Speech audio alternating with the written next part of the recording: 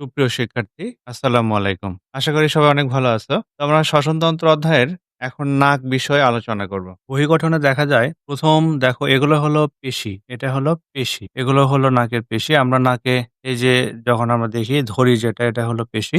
আর নাক তোমার দেখতে হলো ত্রিকোণাকার একটা অঙ্গ। দেখো এই যে পুরোটা হলো ত্রিকোণাকার একটা অঙ্গ। তো নাকের উপরে পেশি থাকে আর এই যে দেখো সাদা দেখা যাচ্ছে এটা হলো তোমার তরুণাস্থি। আমরা যখন এই যে নাকে ধরি এটা হলো তরুণাস্থি।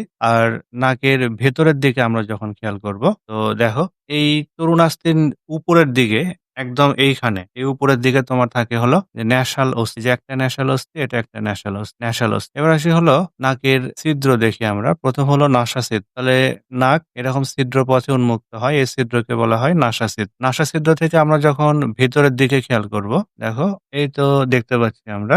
দেখো এইখানকার যে জায়গাটা এটাকে বলা হয় ভেস্টিবিউল। অর্থাৎ নাসাছিদ্র ঢোকার পরই এইখানে যে জায়গা আছে গর্তের মতো, এই যে এখানে এটাকে বলা হয় হলো তোমার ভেস্টিবিউল। এই যে ভেস্টিবিউল, আর এখানেও তোমার আছে হলো ভেস্টিবিউল। এই তো ভেস্টিবিউল। ভেস্টিবিউলের পরবর্তী আমরা এখন দেখব হলো ন্যাসাল ক্যাভিটি বা নাসাগহ্বর। ভেস্টিবিউলের পরে এই যে আমরা ফাঁকা যে জায়গা দেখতে পাচ্ছি এটাকে বলা হয় হলো ন্যাসাল ক্যাভিটি বা নাসাগহ্বর। নাসাগহ্বরের মেঝেতে তোমার মিউকাস ঝিল্লির আবরণ থাকে। মিউকাস ঝিল্লিতে সংবেদী রোম থাকে। এগুলো মিউকাস উৎপন্ন করে আর ফলে নাক সিক্ত থাকে। যখন আমরা বাতাস গ্রহণ করি মিউকাস ঝিল্লির এই আবরণ শুষ্ক বাতাসকে শীতল করে এবং শীতল বাতাসকে উষ্ণ করে। আর পাশাপাশি হলো এই ন্যাসাল ক্যাভিটির যে মেঝে, নাসাগহ্বরের মেঝে, এটাতে তোমার হলো অলফ্যাক্টরি স্নায়ু থাকে। এগুলো ঘ্রাণ সংবেদী। এগুলো হলো ঘ্রাণ সংবেদী। তো ঘ্রাণ সংবেদী হওয়ার কারণে এরা সহজেই গন্ধ এগুলো আমাদের গ্রহণ করতে দেয়। এটা হলো ন্যাসাল ক্যাভিটি।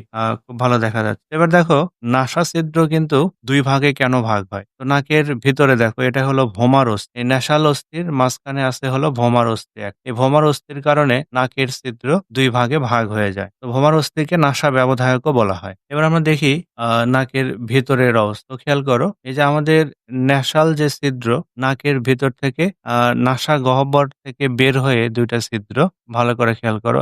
এই যে ছিদ্র একটা আর এই যে ছিদ্র, এই দুই ছিদ্র নাসা গলবিলে এসে উন্মুক্ত। দুই ছিদ্র যখন নাসা গলবিলে উন্মুক্ত হয় এই দুই ছিদ্রকে তোমার বলা হয় হলো কোয়ানা। ভালো করে মনে রাখ।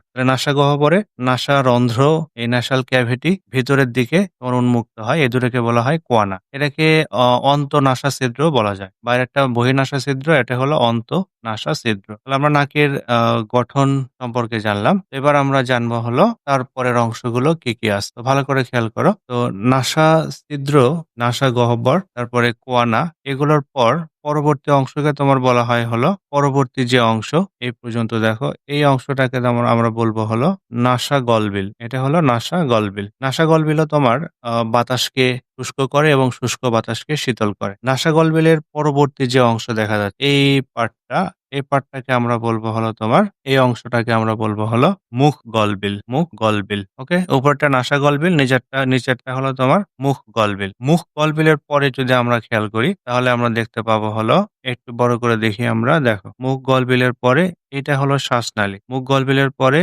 এইটা হলো তোমার শ্বাসনালী আর এই পাশ দিয়ে এইটা হলো তোমার খাদ্যনালী। তো শ্বাসনালীর শুরুতে এই দেখো এটা একটা ঢাকনা থাকে। এই ঢাকনাটাকে তোমার বলা হয় হলো ছোট্ট একটা জিহ্বার মতো ঢাকনা। এই ঢাকনাটাকে আমরা বলবো হলো উপজিহ্বা, আল্লাজিহ্বা বা এপিগ্লোটিস বলা হয়। এপিগ্লোটিসের যে ছিদ্র এখানে আমরা দেখতে পাচ্ছি, এপিগ্লোটিসের এই ছিদ্রটাকে আমরা বলবো হলো এই ছিদ্র, এটাকে বলবো হলো গ্লোটিস। এখানে স্বরযন্ত্র থাকে, স্বরযন্ত্রের মুখের ছিদ্র হলো গ্লোটিস আর গ্লোটিসকে ঢেকে রাখে হলো তোমার এপিগ্লোটিস। ওকে, যখন আমরা খাবার গ্রহণ করি, খাবার গ্রহণ করার সময় খাবার যাতে তোমার ধরো এদিক দিয়ে আমরা খাবার গ্রহণ করতেছি, খাবার যাতে শ্বাসনালীতে ঢুকতে না পারে তার জন্য এই এপিগ্লোটিস শ্বাসনালীর মুখকে আটকে দেয়। ফলে খাবার শ্বাসনালীতে না ঢোকে, খাবার প্রবেশ করে হলো অন্ননালীতে বা খাদ্যনালীতে প্রবেশ করে। তাহলে আমরা বা বহিঃগঠন যেটা, এটা মোটামুটি আমরা জানলাম কি অংশ আছে এখানে।